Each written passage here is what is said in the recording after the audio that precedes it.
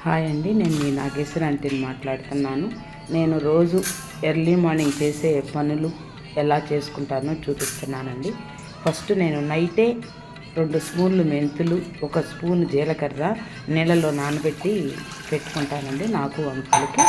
మళ్ళీ అంకులకి 4 బాదం పప్పు, నాకు 3 బాదం పప్పు, అంకులకి 2 వాల్నట్స్, నాకు 2 వాల్నట్స్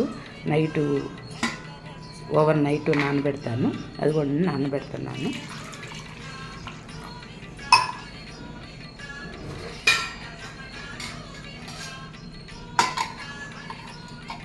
గ్యాస్ ట్రబుల్ చాలా తగ్గిద్దండి. మెంతులన్నీ జీలకర్ర ఎర్లీ మార్నింగ్ తాగితే కనుక గ్యాస్ ట్రబుల్ తగ్గిద్ది.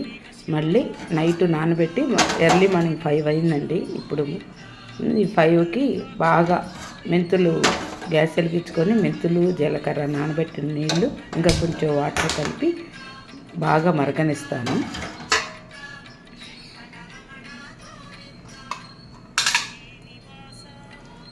ఈ బాదం పప్పును వాల్నట్స్ది శుభ్రంగా కడిగేసేసుకొని 2 సార్లు కడగాలండి. ఆ బాదం పప్పు పొట్టుపై ఏదో ఉంటుందంటారు, నాకు కరెక్ట్గా తెలియదు ఏముంటుందో కానీ శుభ్రంగా కడిగేసేసుకుంటున్నాను.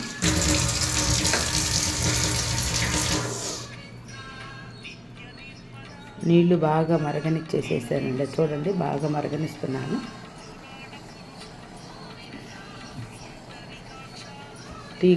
టీ దాంతో వడగట్టేసుకొని మెంతులు జీలకర్ర, కొంతమంది మెంతులు జీలకర్రతో తాగుతారు, నేనైతే వడగట్టేసేసుకుంటున్నాను.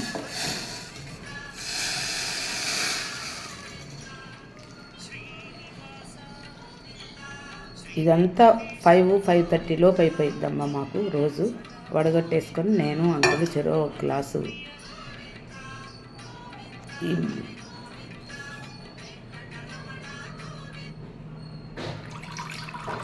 బాదం పప్పు పొట్టు తీసి పక్కన పెట్టుకున్నానండి.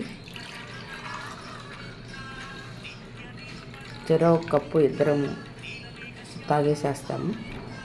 Early morning తాగేసేస్తాము.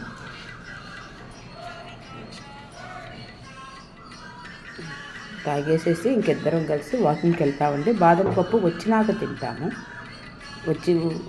వాకింగ్ నుంచి వచ్చినాక వస్తా పూలు కోసుకొని వచ్చి బాదం పప్పు వాల్నట్స్ తినేసేసి 1 గంట ఆగినాక టీ తాగుతామండి. ఇదండి మా రొటీన్ లైఫ్.